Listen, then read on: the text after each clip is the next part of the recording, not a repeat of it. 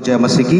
मेरे भाई बहनों, मैं आज आपके सामने एक खास विषय रखना चाहता हूं जो आज जो है संपूर्ण मानव जाति पर परमेश्वर का क्रोध भड़का हुआ है। उसका मुख्य कारण क्या है आज मैं आपको बताना चाहता हूं और आप जरूर इस वीडियो को देखें। हम जो है अभी निकालेंगे यशायाह की किताब, उसका 1 अध्याय, उसका 12 पद से 17 पद तक। यहाँ पे लिखा है, तुम जब अपने मुंह दिखाने के लिए आते हो तब यह कौन चाहता है कि तुम मेरे आंगनों को पांवों से रौंदो। व्यर्थ अन्न बलि फिर मत लाओ, धूप से मुझे घृणा है। नए चांद और विश्राम दिन का मानना और सभाओं का प्रचार करना यह मुझे बुरा लगता है। महासभा के साथ ही साथ अनर्थ काम करना मुझसे सहा नहीं जाता। तुम्हारे नए चांदों और नियत पर्वों के मानने से मैं जी से भय रखता हूँ।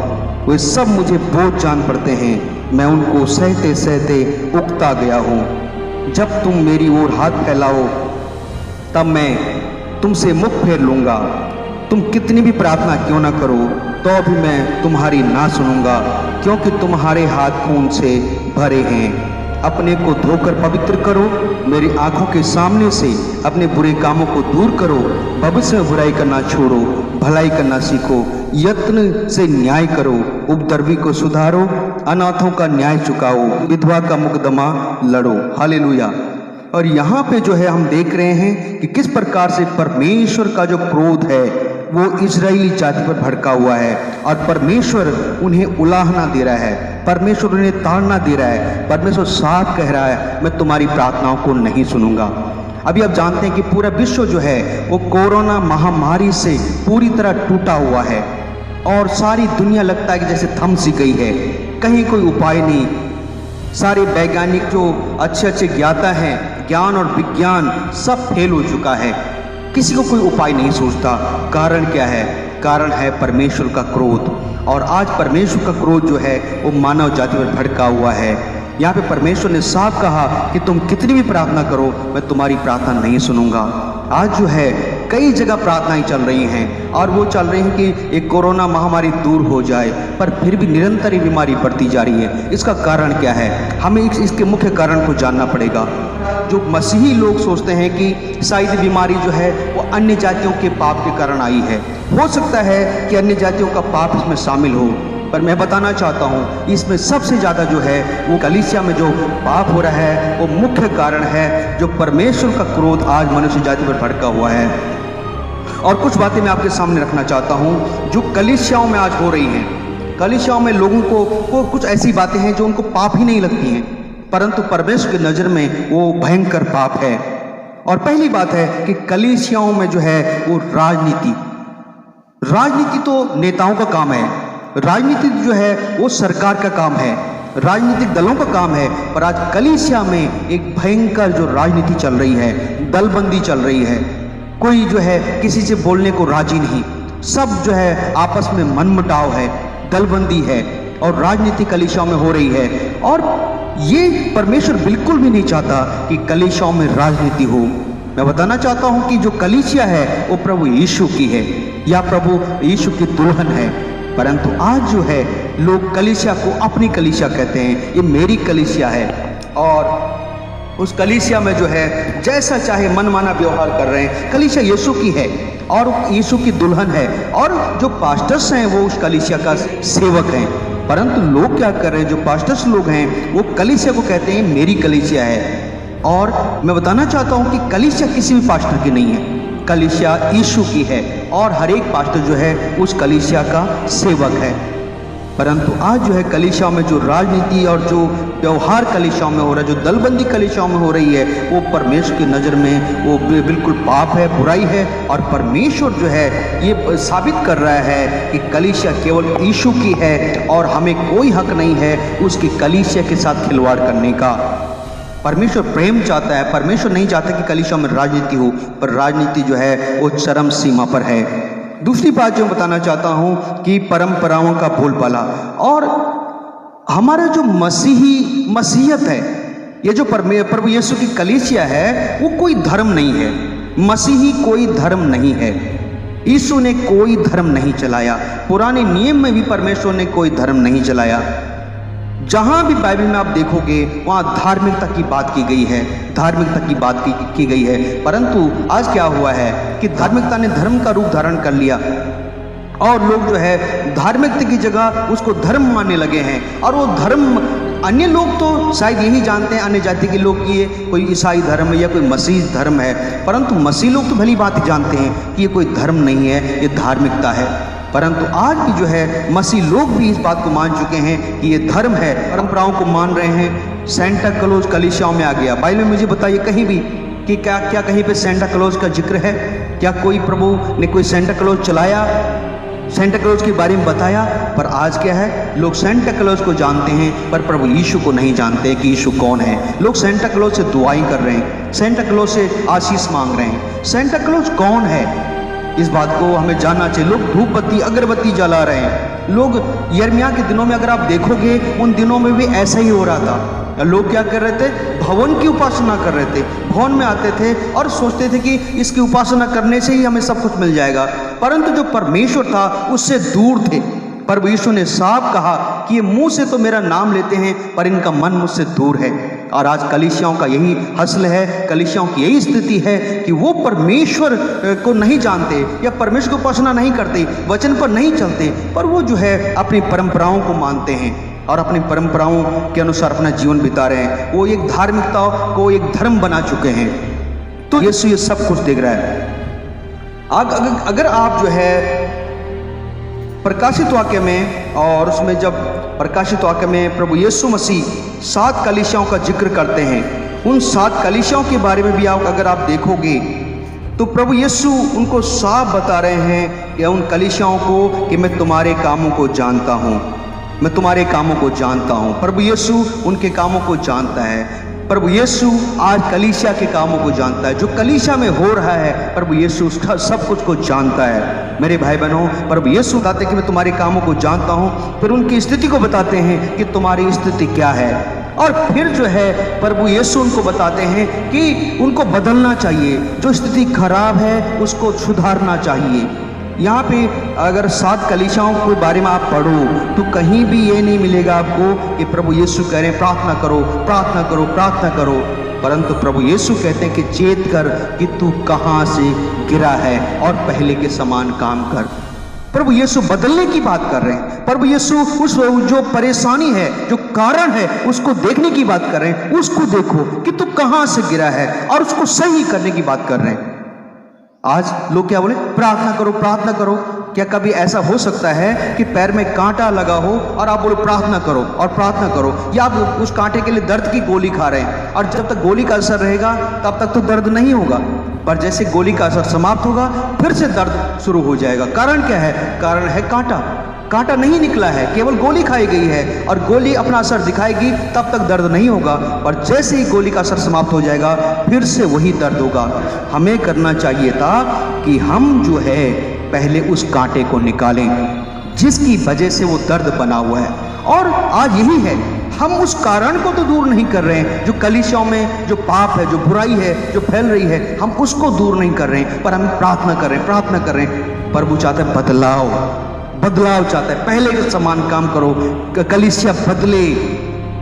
और जो है जो तीसरा कारण है वो है दिखावटी धार्मिकता।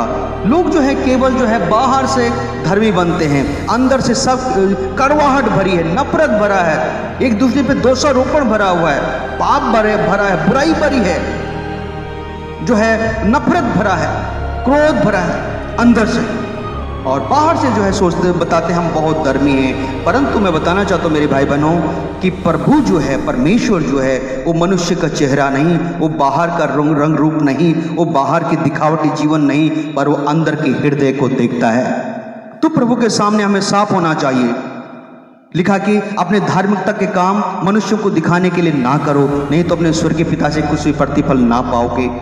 तो जो बाहर का जो दिखावटी जीवन है उससे तो आपको मनुष्य से प्रतिफल मिल सकता है, परंतु जो अंदर आपकी असलियत है उसको परमेश्वर जानता है। परमेश्वर अगर आपको प्रतिफल देगा तो उसके ही आधार पर देगा। तो दिखावटी धार्मिकता जो है, जैसे कई लोग जो है बड़े बड़े क्रूस गले में टांग देते हैं, बड़े बड़े जो है कुर्ते पहन लेते हैं, या इस प्रकार का जीवन लोगों को दिखाने के लिए हम तो बहुत बड़े धर्मी हैं भाई, पर वो कभी भी नहीं चाहता कि हम दिखावटी जीवन जिए। हमें अंदर से सच्चा होना चाहिए, अंदर से रियल होना चाहिए। परमेश्वर अंदर से चाहता है कि हम अच्छे बने। परमेश्वर ने साफ कहा कि तुम चूना फिरी हुई कब्रों के समान हो। जो बाहर से तो चूना फिरी हुई हैं, बाहर से साफ सुथरी हैं और लोग उनकी पूजा करते हैं उन पर अंदर क्या है? मलिनता है, गंदगी है, बदबू है, सड़न है। यही स्थिति आज मसीह समाज की भी है कि बाहर से अपने आप को बहुत अच्छा दिखाते हैं पर अंदर से तो मलिनता से भरे हैं।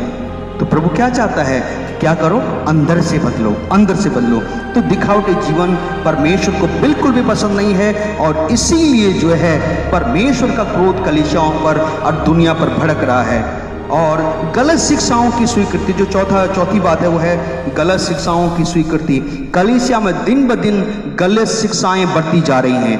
कई लोग एक वचन को लेकर के और अपनी थ्योरी बना लेते हैं, गलत शिक्षाओं को लोगों को दे रहे हैं, वचन के खिलाफ कर रहे हैं। झूठे भविष्यद्वक्ता उठ खड़े हुए हैं, लोगों को भरमा रहे हैं, भीड़ उनके पीछे चल रही है। यहाँ तक कि जो अच्छे खासे लोग भी हैं वो भी उन पर विश्वास करके और उनके पीछे जा रहे हैं। उनकी सभाओं में क्या है? उनके सभाओं में कोई शिक्षा नहीं है, उनके सभाओं में उद्धार की कोई बात नहीं है, परमेश्वर के राज्य की कोई बात नहीं है। किस राज्य की बात है? इस संसार की बात है, संसार की चीजों की बात है, दुनिया भर की जो सांसारिक दौलत है उसकी बात है, पर अनंत जीवन की कोई बात नहीं। कई ऐसी शिक्षाएं जो बाइबल के खिलाफ हैं, ओनली जीसस या यहोवा विटनेस, ये कुछ ऐसी शिक्षाएं जो वचन के बिल्कुल खिलाफ हैं। और प्रभु के वचन में तो लिखा है कि तू ऐसे लोगों को नमस्कार भी मत करना, न उन्हें अपने घर में आने दो। मेरे भाई बहनों, अभी समय है कि हम सीखें, हम बदलें, हम उस कारण को जानें कि जिसके कारण परमेश्वर का क्रोध दुनिया पर और कलीसियाओं पर भड़क रहा है।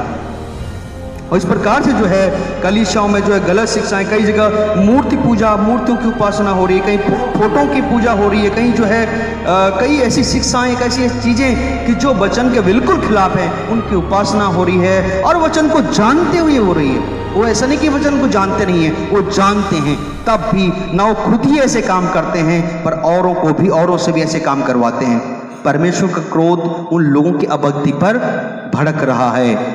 और जो अगली बात है वो है कि कलीसियाओं में अनैतिकता, कलीसियाओं में लोग अपनी शान और शौकत को दिखाने आ रहे हैं। कलीसियाओं में आकर के जो है लोग जो है व्यभिचार कर रहे हैं, कलीसियाओं में लोग व्यभिचार में लिप्त हैं। कलीसिया में परमेश्वर की उपासना के लिए आना चाहिए पर लोग अपने डील डोल, अपनी शान और शौकत को दिखाने कलीसिया में आते हैं। कलीसिया में जो है वो आत्मिकता आज रह नहीं गई है जो होनी चाहिए थी। प्रेरितों के काम में भी पढ़ेंगे तो लोग कलीसिया में आकर के प्रार्थना करते थे, कलीसिया लौ लगा के प्रार्थना करती थी, कलीसिया में लोग सिखाने वाले होते थे, सभी लोग गंभीर होते थे। उन लोगों के पास हमारी जैसी सुविधाएं भी नहीं थी। प्रेरितों के काम की जो कलीसिया थी उनके पास हमारी जैसी सुविधाएं नहीं थी। उनके पास जो आज हमारे पास बाइबल नहीं थी, उनके पास हमारे जैसे आज ये माइक ऐसी सिस्टम नहीं था। आज ये तब भी वो लोग क्या थे? वो आत्मिक थे और वो परमेश्वर का डर और भय मानते थे। पर आज लोगों के अंदर से डर और भय चला गया है और कलीसियाओं में बढ़ चढ़ के अनैतिक काम हो रहे हैं, व्यभिचार हो रहा है। लोग जो है क्रिसमस में खूब शराब पीते हैं और हुल्लड़बाजी मचाते हैं और बोलते हैं हमारा क्रिसमस है, हमारा त्योहार है।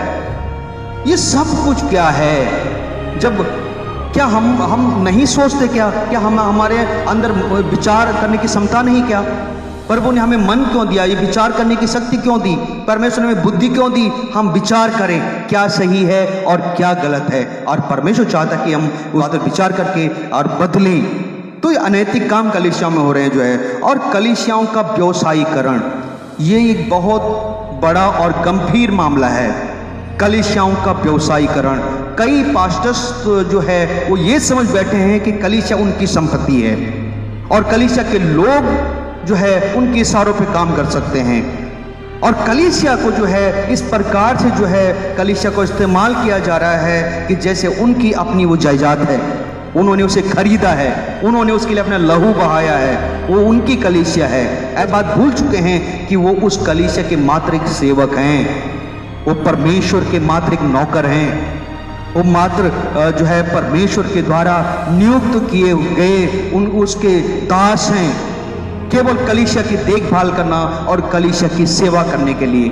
परंतु वो क्या बन बैठे हैं, वो मालिक बन बैठे हैं और कलीसिया की जो है इस्तेमाल कर रहे हैं, बिजनेस कर रहे हैं, कलीसियाओं में जो है बिजनेस लोग कर रहे हैं। परमेश्वर की कलीसिया को बेचा जा रहा है।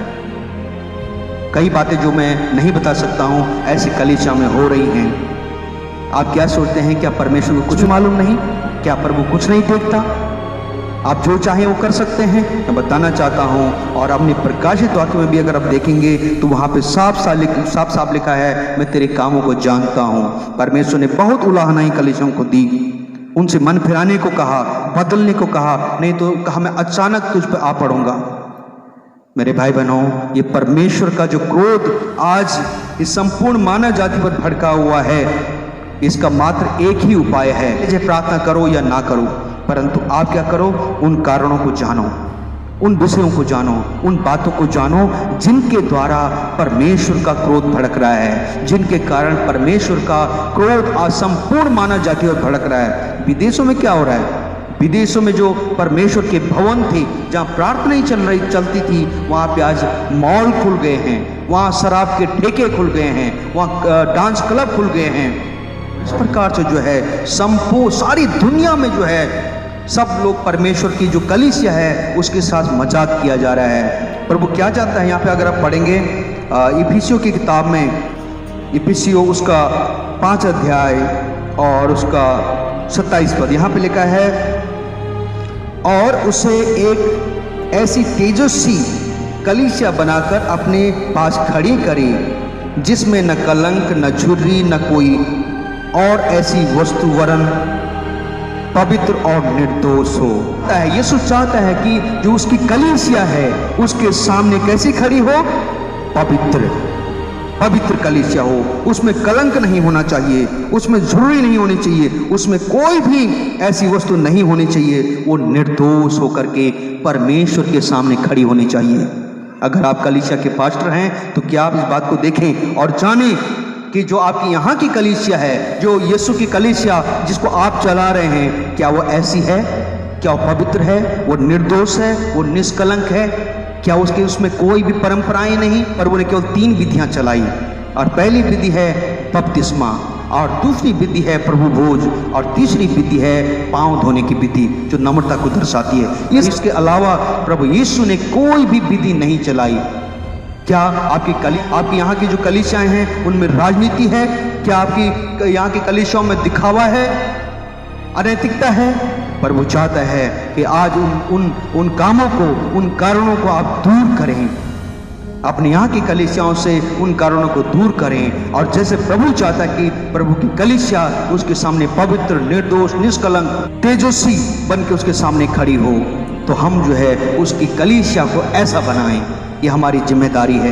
कई बार पास्टर लोग सोचते हैं विश्वासियों का पाप है, परंतु इसमें जो सबसे बड़े जिम्मेदार हैं वो परमेश्वर के दास हैं, वो पास्टर्स भी हैं कि जो कलीसियाओं का मार्गदर्शन सही से नहीं कर रहे हैं, कलीसियाओं को सही शिक्षा नहीं दे रहे हैं। क्योंकि जो पास्टर्स हैं, जो सेवक हैं, वो मसीह समाज के अगुए हैं, लीडर हैं। जैसे वो कलीसियाओं को सिखाएंगे वही कलीसिया सीखेगी।